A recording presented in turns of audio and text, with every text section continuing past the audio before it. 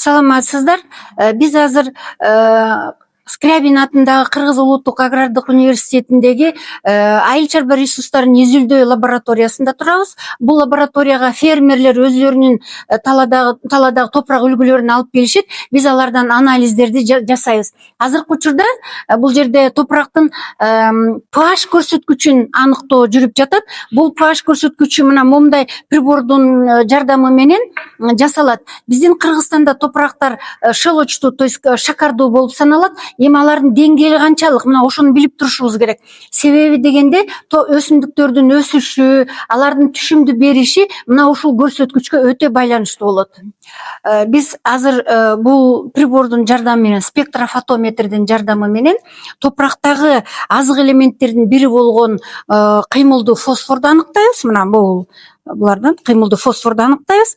Жана топурактын асылдуулугунун көрсөткүчү болгон гумусту органикалык көмүртекти ушул прибордун жардамы менен аныктап алып, анан гумуска эсептеп чыгарып, топурактын асылдуулугу канчалык деңгээлде экенин ошону эсептейбиз.